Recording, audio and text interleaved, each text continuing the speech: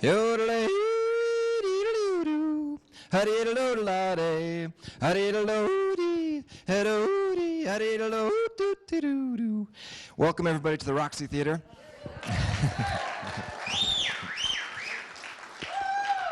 My name is Chris Sand. I'm the coordinator, and tonight I'm a theater manager here.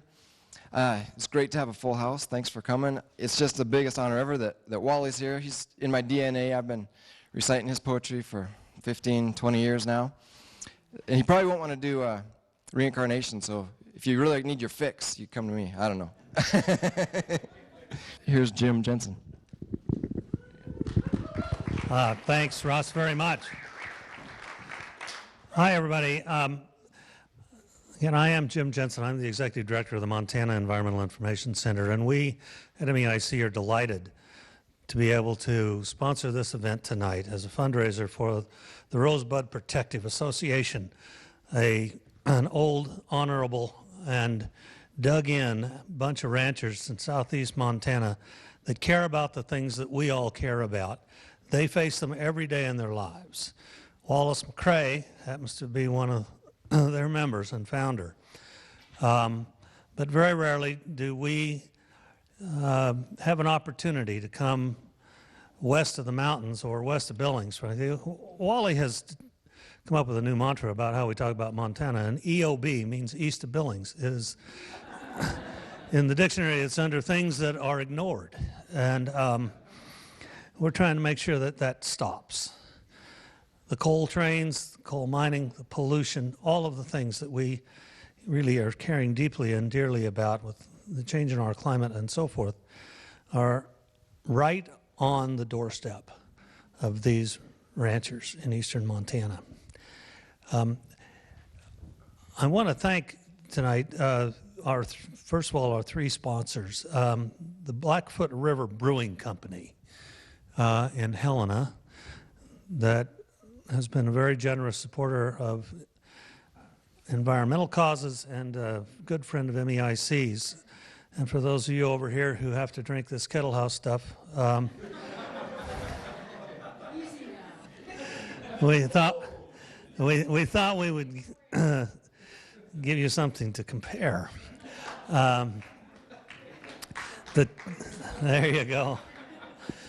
The Tin Spoon Vineyard and Winery for donating wine tonight for you all. If you didn't get any, make sure that we don't have any left over, please, afterward. And of course, the Good Food Store that has been very generous with the food that was here tonight to eat.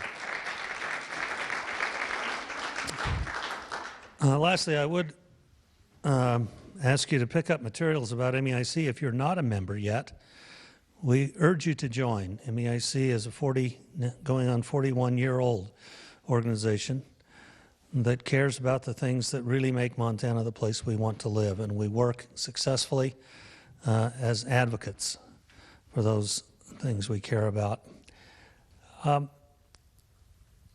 Wally McCrae, contrary to things you will have read and heard about him, and contrary to his appearance, is an actual rancher.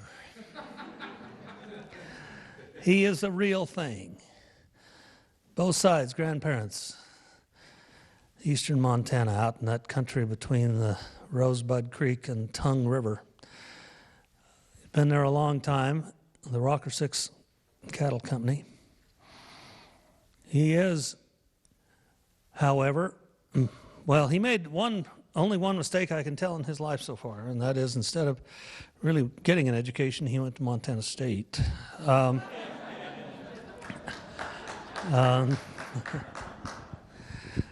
But despite that disability, or at least barrier, he seems to be doing pretty well.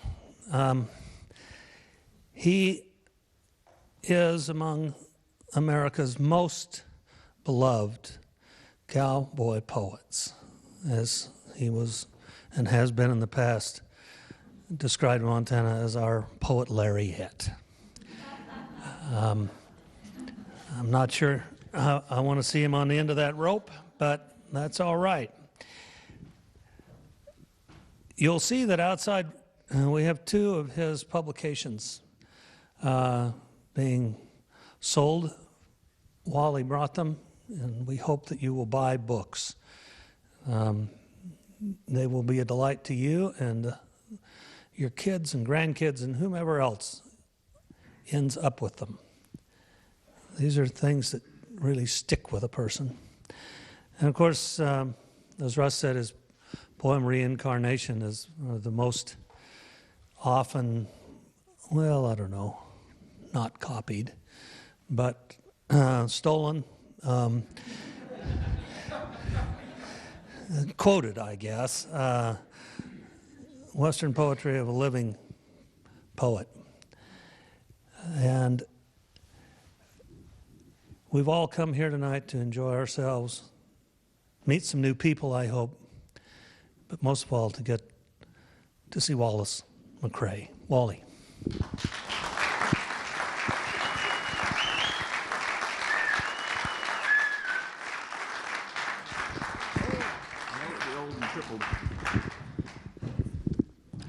Thanks, Jim.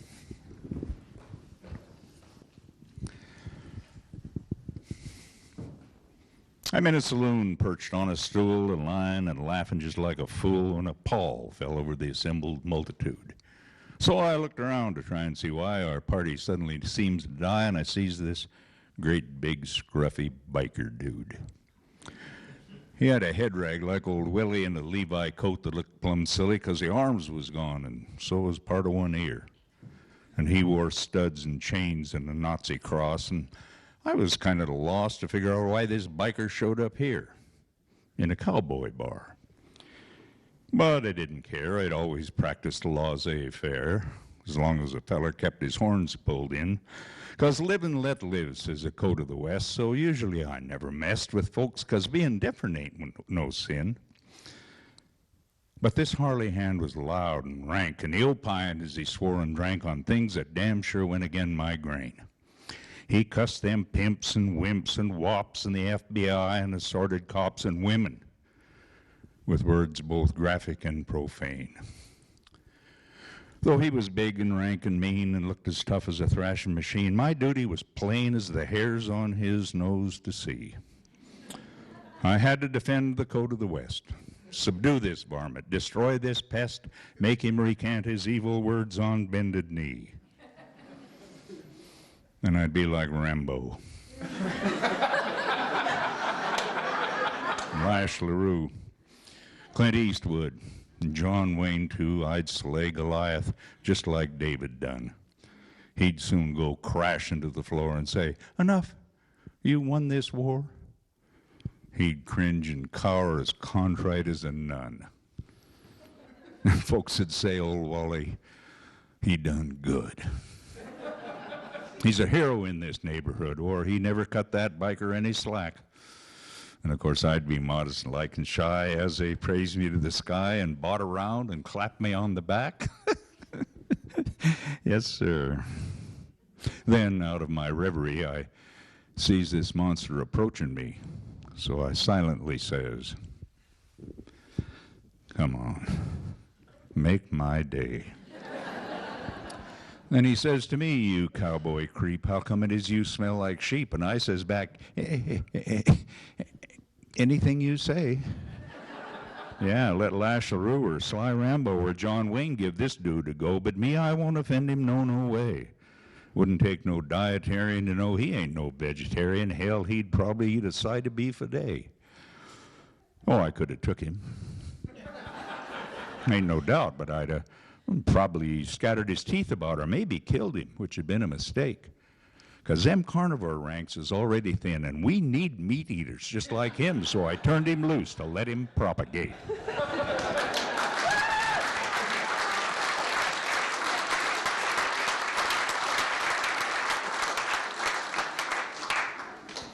I was kind of rimrocked writing one time, and an old lawyer, ranch lawyer from Texas named Carlos Ashley showed up and brought with him a bunch of poems about people in his neighborhood. And the cowboy poetry arena has gotten pretty crowded with the same poems over and over and over again. But Carlos Ashley opened up some new thoughts for me and allowed me to write about some people that nobody else knew. And this is about one of them. The coroner came calling to the Parkins place last week and loaded old Finn Parkins up and hauled him down the creek.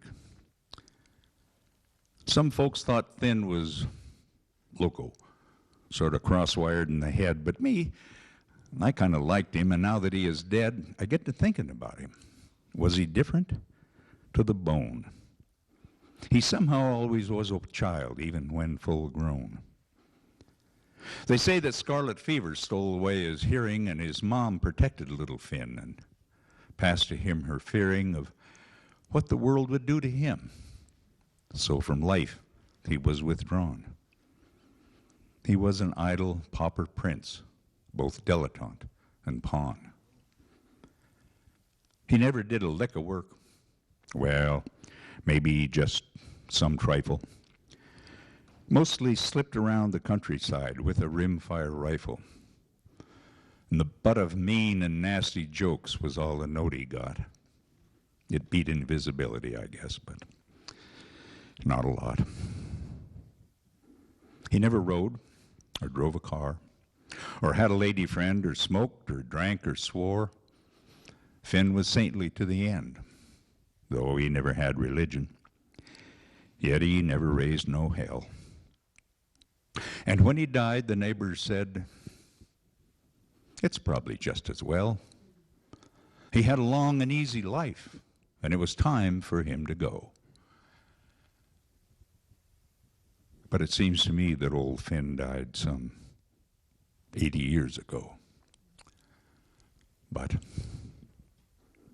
the coroner came calling to the Parkins place last week and loaded old Finn Parkins up and hauled him down the creek.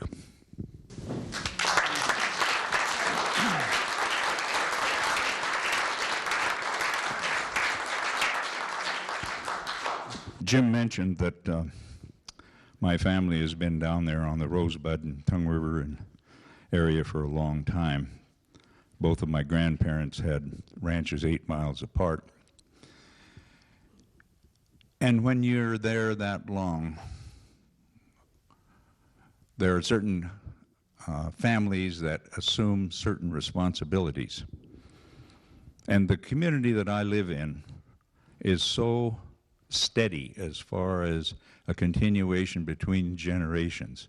It's similar to Bernie, the neighboring community over on Tongue River. I went over and did an 8th grade graduation there one time because there's no high school there. 5 graduates from the 8th grade. Every single one of them their families had been in that community for over 5 generations. So when you are in a community like that, you develop responsibilities for the community. And one of the things that I have inherited, because my grandfather, John B. McCrae, deeded a little patch of land over to the community for a cemetery, I'm in charge of the cemetery now. Kind of a long introduction, and I hesitate to do that, but I want to put it in context. Because early one Sunday morning, while I was sleeping soundly, I got the telephone call. "Did I get you up?" "Well, I'm sorry. Don't want to throw you in no dang bind, but you see, I've been thinking about dying." "Yeah, it's sort of been there in my mind, and I've had these episodes lately. And hell, kid, I'm near 85. And I want to pick me a burial plot, as long as I'm still alert and alive. Now, I didn't call up for your pity, and I don't want you taking it hard, but I figured that you was in charge now of your granddad's local graveyard. When did John B. deed it over? You say back in 1902. And who'd be the first one they put there? Well, now, he'd be an uncle to you. Hell, you know that. I'm getting forgetful. Lately, sometimes I black out. The doctors? Nah, they can't find nothing. And the old lady keeps stewing about me not wanting to stay with the veterans. Yeah, you ought to hear old Ines rage when I tells her I want to lay under the cactus, sagebrush, and sage. Speaking on sage, you remember back in the Second World War, your mom sent that sprig of fresh sagebrush. It wore out, and I ain't got it no more. Last Tuesday, I come in all muddy. My shirt was all smeared with grass stains. When I come to, my horse was a-grazing a ways off, dragging the reins. Well, I got to thinking of Egan, your dad Don, Elmore, and the rest of all of them old hands I rode with. By God, kid, I rode with the best. Weren't you there when we branded on ryegrass? Ain't thought of that for a while. Outside we was, and old Ev never missed. Now there was a healer with style. And old Carp got bucked off. And the bed tent blowed down. And Chauncey, the cook, got so drunk. The old lady says to get off on the phone, says, I'm boring you with this junk. So I'll come on down and pick me a plot, because this old hoss is about run his race. By chance, if I don't, you pick me a spot in some out-of-the-way sort of place? You bet. Same to you. Take care of yourself. And drop in if you get up this way. Hell, I might tell you some stories to write poems about. So long then. See you someday. I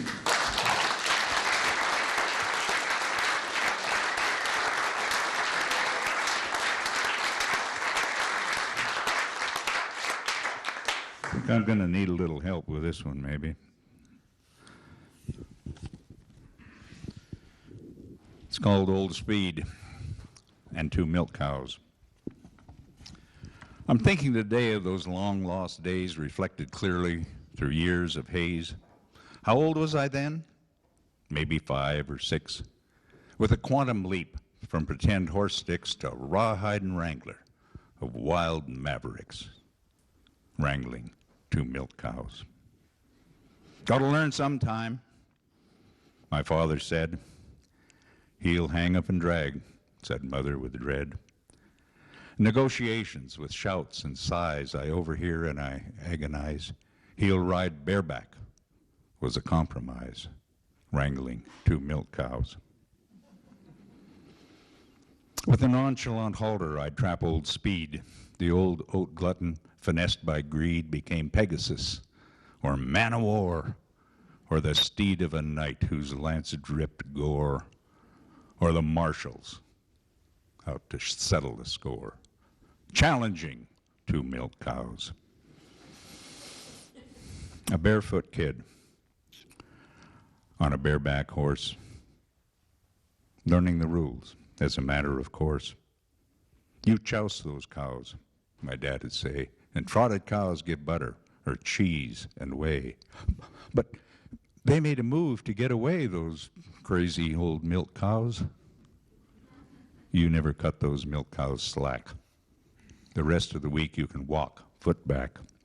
Old Speed and the cows can both stand some rest, and you need to learn how a cow goes best. Now pick up your lip. It's hitting your chest. Damn those 2 milk cows. So day by day, as I made a hand was made. And now I understand that looking back before learning to read, that I learned some lessons that I still heard from my dad. And a plug by the name of Speed and 2 brindle, slow milk cows.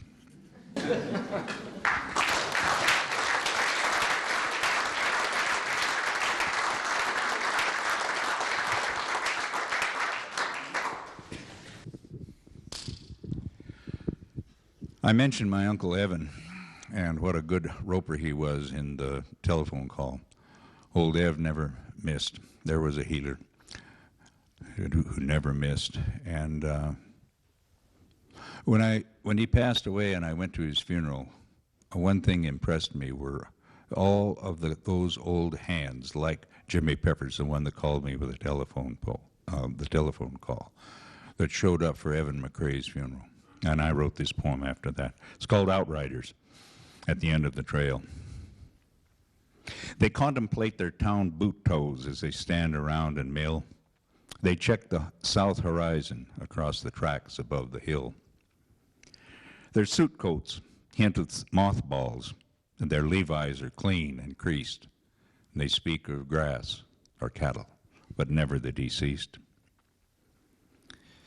Some have shook the governor's hand, and one's been in the pen, and crooked legs define the bronc hands, cropped off thumbs, the dally men. Their spring-toothed necks are throttled up in silky black wild rags, their faces scored like flower stamps on well-worn saddlebags. They've come early to the funeral home, yet don't want to go inside. There's no comfort in a breathless room or words of eventide. But they somehow share a secret bond as each one recollects. Together, separate, silently, they all pay their last respects. You'll hear no keening to the vaulted skies, but the good hands know when a good hand dies.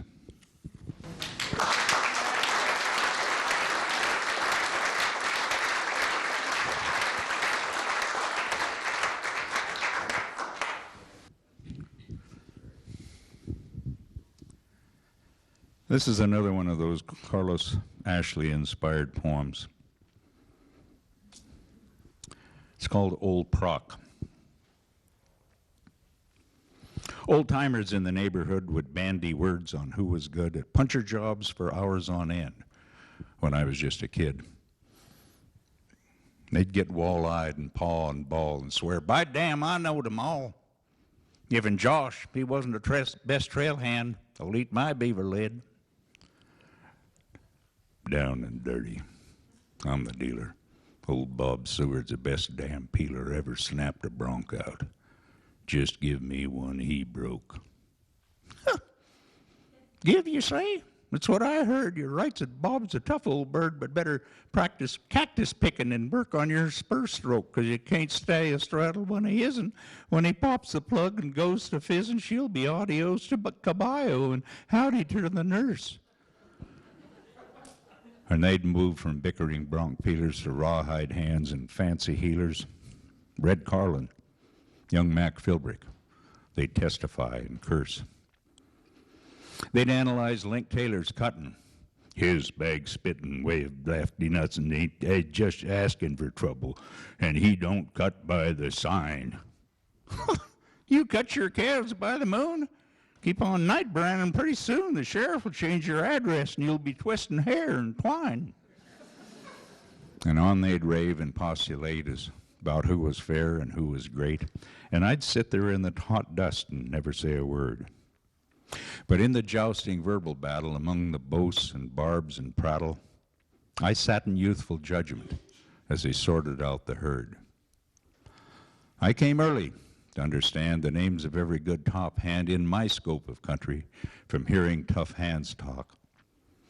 But when they'd blow and brag and boast, the one name that came up the most was a wily wild horse runner that they simply called Old Proc. You boys just start 'em. I'll stop 'em, Old Proc would say, and then he'd chop 'em off at some escape route and wheel and bring 'em in. "Proc thinks, horse," I heard him say. And finally there came the day that I would get to meet this fabled mounted paladin. My mother's father, John McKay, up and said one fine spring day while I was staying with him, "Minnie, grab your bonnet. Let's go up by the Castle Rock and see some country, visit Proc. If you're late, I'll be upset. You can bet your life upon it." Well, he never paused for her reply, and my grandma fussed around, and I asked Grandpa, "Is he the wild horse man?" "That's him," my grandpa said. And as we ricocheted and bounced our way in a tobacco-stained green Chevrolet, my grandpa told Proc stories and chewed and spit and sped. From all the tales Grandpa told me, I felt like an authority on this Ranahan Joe Proctor, who came north with Texas cattle. His wife had been the J.O. cook, and Proc had won and sparked and won and took her for his bride, and they fought and won the Homestead battle. Well, I couldn't wait to meet Mr. Proc, whose peers all praised his ways with stock. But when his calloused hand gripped mine, surprise hit me in waves. 'Cause those old cowboys who cut no slack deemed it unimportant that Proc was black, and it wasn't worth a mention that Joe Proctor's folks were slaves.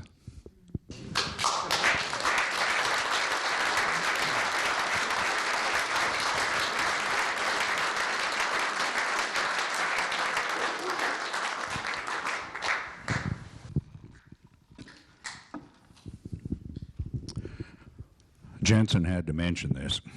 I thought maybe I could slide by without doing reincarnation, but apparently not.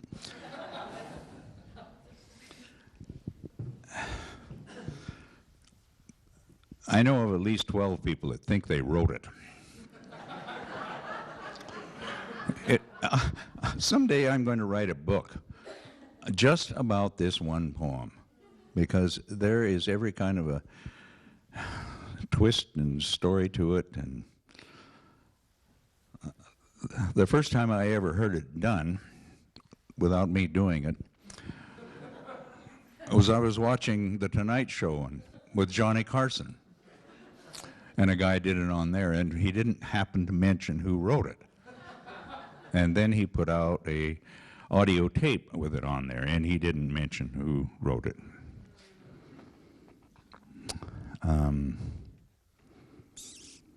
His wife interviewed me a while back, and he had never told her that he didn't write it.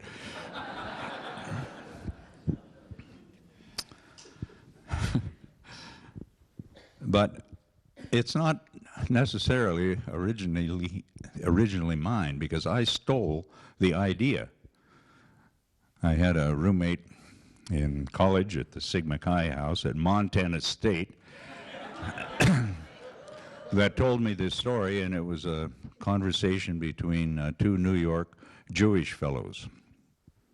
One of them is asking the other one what reincarnation meant. So that's the roots of this wonderful poem that everyone seems to love but me. Reincarnation. What does reincarnation mean? The cowpoke asked his friend. His pal replied, it happens when your life has reached its end. They comb your hair and wash your neck and clean your fingernails and lay you in a padded box away from life's travails. And the box in you goes in a hole that's been dug in the ground, and reincarnation starts in when you're planted beneath a mound. And them clods melt down just like your box and you who is inside. And then you're just beginning on your transformation ride. And in a while the grass will grow upon your rendered mound, till someday on your molded grave a lonely flower is found. And say a hoss should wander by and graze upon this flower that once was you, but now's become your vegetative bower. Well, the posy that the hoss done ate up with his other feed makes bone and fat and muscle, all essential to the steed.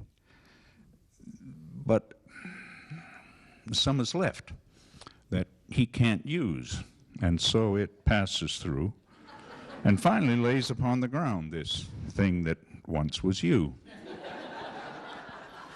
And say by chance I wanders by and I sees this on the ground, and I wonders and I ponders at this object that I found. Well, I think of reincarnation of life and death and such. And I come away concluding, Slim, you ain't changed all that much.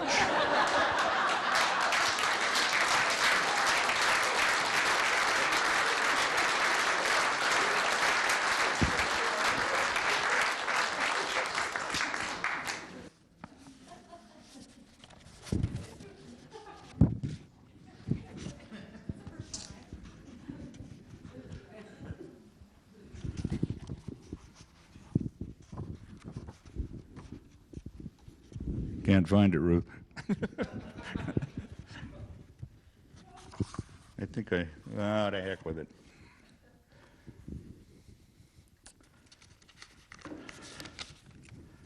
Got another one here that's never been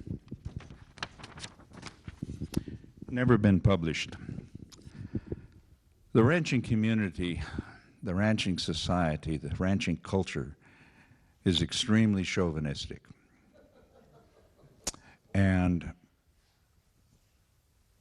it's a sort of a cruel survival of the most fit. But one of the compelling wishes every rancher has is to keep that piece of land in the family and pass it on to male heirs, if that's possible. If not, pass it on to a daughter that will marry a capable rancher to keep that piece of country in the family. But the girls, what do we do with them? We buy them off. We try to accumulate enough money to send them to college and hope that they find a suitable mate and leave the ranch for the boys. That's a sad truth, but it is a truth. So what about those girls?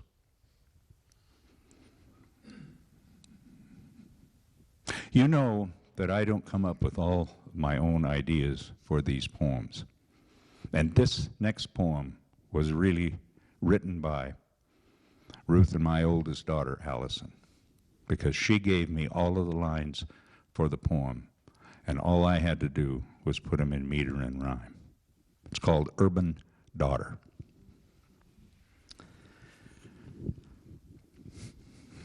She says, I missed the sound the gate makes in the heifer calving lot. Till I was grown and gone, I didn't know it made a noise. I guess I never realized that horses smell so good. I suppose I was distracted by dolls, play clothes, and toys. The currants and the wild plums have such sweet scents when they blossom. There are no cottonwoods that rustle where we live. In the mornings in Tacoma, the 2-year-olds don't summon babies with their bawling. Sometimes I think I'd give a month's good city wages just to wander once again on the creek bank as I gather a wild rosebud bouquet for the table. Did you know that each rose has 5 frail petals? 5 frail petals? I forgot about the curlews until I heard one call today. Maggie saw some antelope. She looked at them and me and whined. She's too old to chase him now, I would suppose. She reminded me of Angela. Antelope were her downfall. She just vanished, disappeared. And no one really knows, I guess, what happened to her. Or did you know and never tell? My job is going great. We've lots of friends.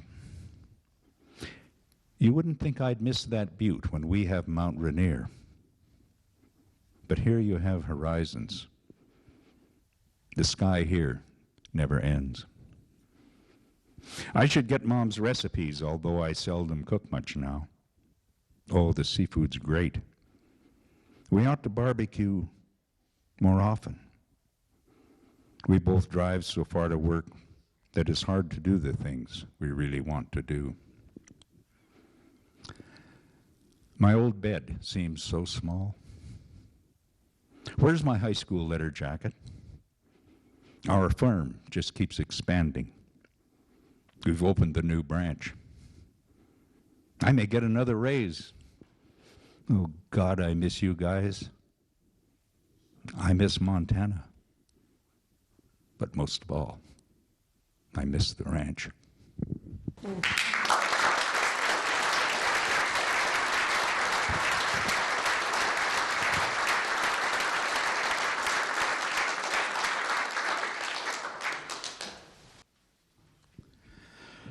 EOB, Easter Billings.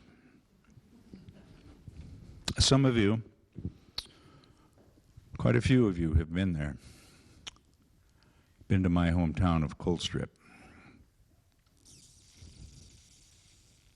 I'm going to back up a little bit because Ruth and I have been preparing for our demise. You saw me stumble and flounder up here. I'm too old and I'm too fat, you know. I've broken my left leg 3 times with horses falling on it. I'm down in the back. I'm not going to last much longer, and we understand that, so we have been preparing for our departure.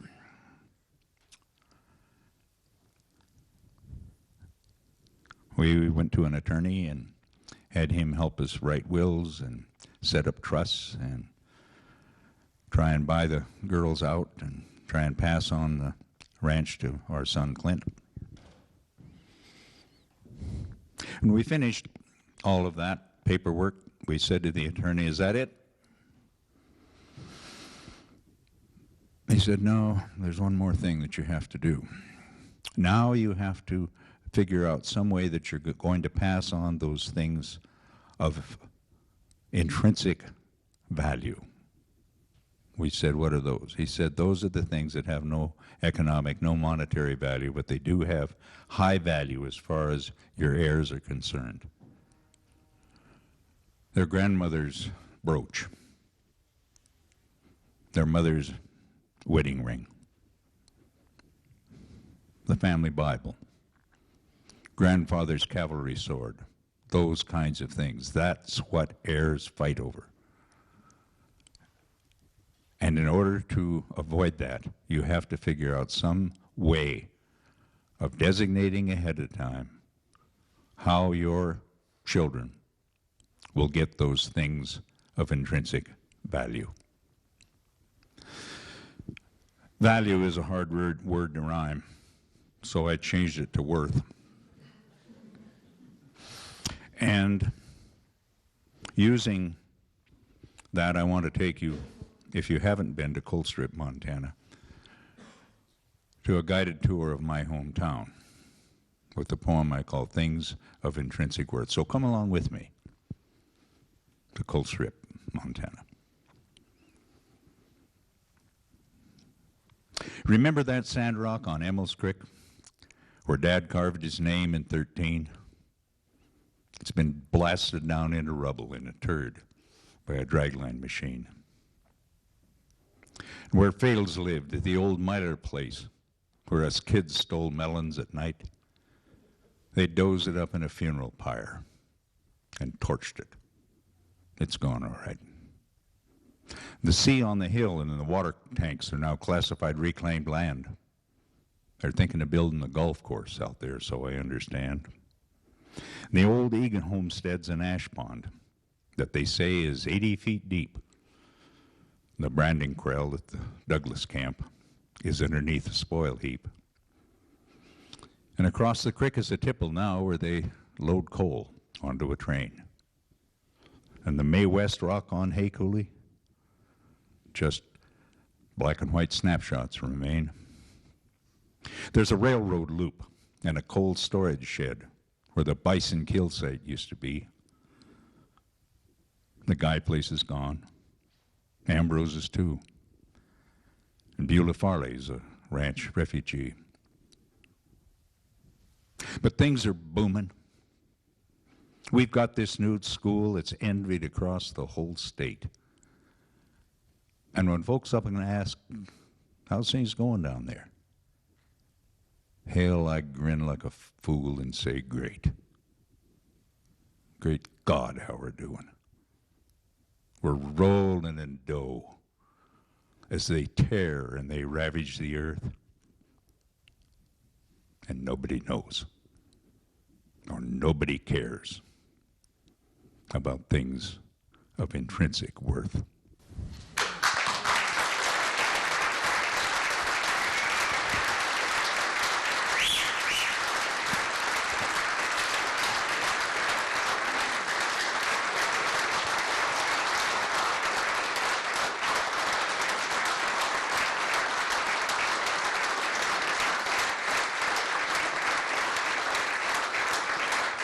Okay. Wish I hadn't done that.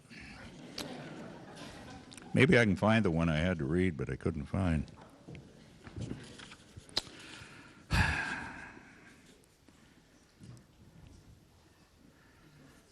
I have no idea where it is in here.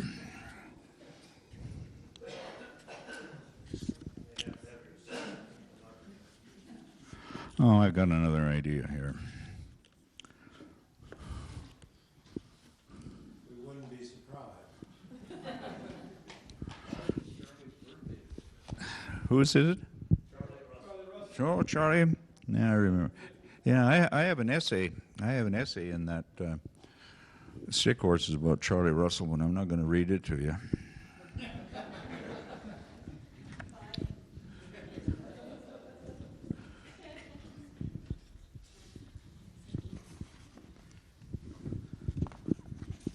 I might as well go out of here on a rail, tarred and feathered.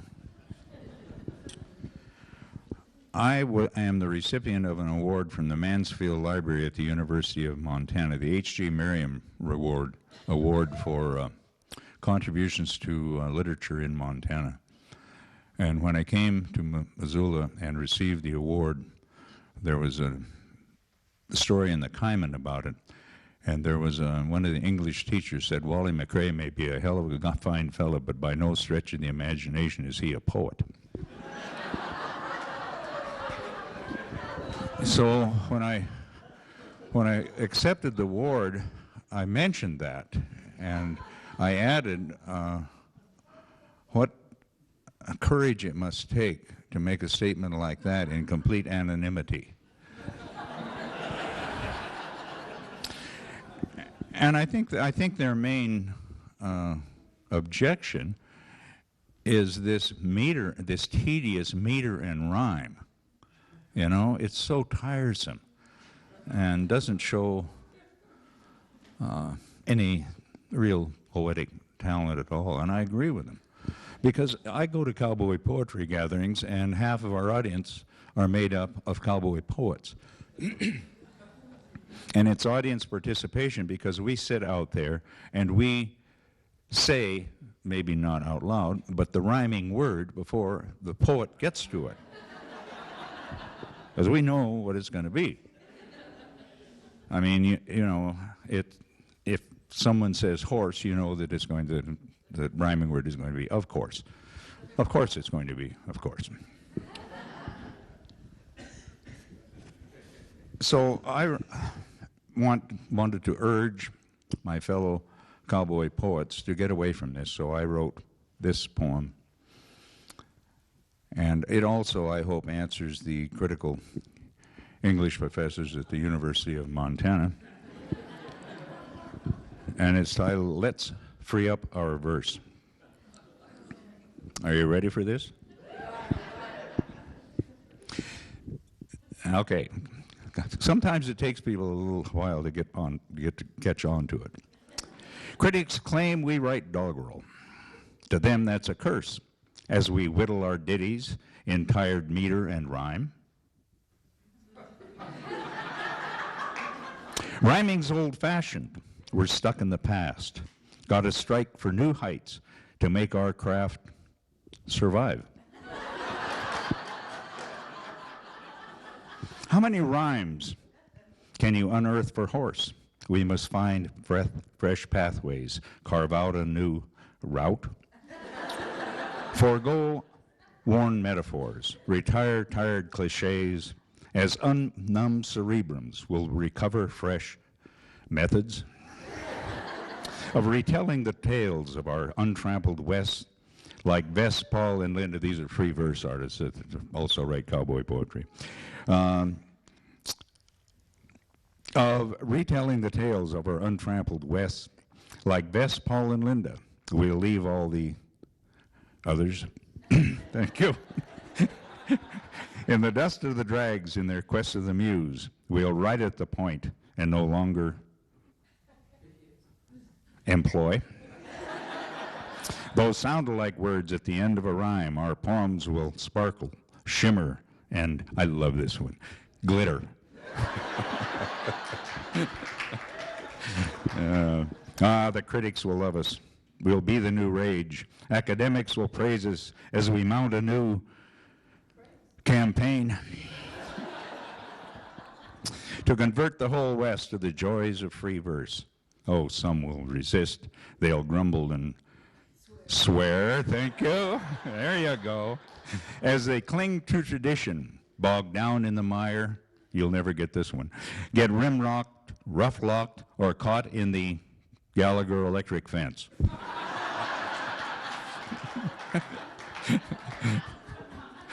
But it's root hog or die, as the old-timers said, as reps with credentials sort out the quick from those who gather celestial ranges and are now gone but not forgotten. Yes, convert you wranglers who once tangled with rhyme, 'cause rhyming ain't worth a tin Roosevelt social program. Thank you very much.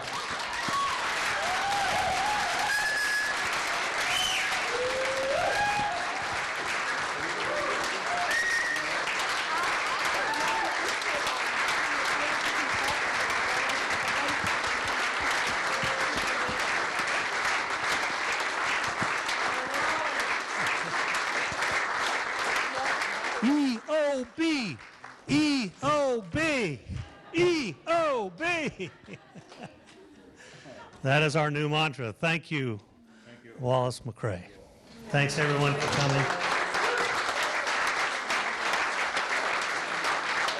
Again, please, we have books for sale and someone there with a pen who might, oh, they're already autographed.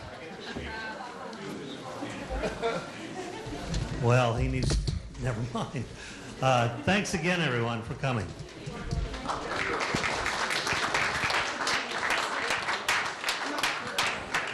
Still shooting?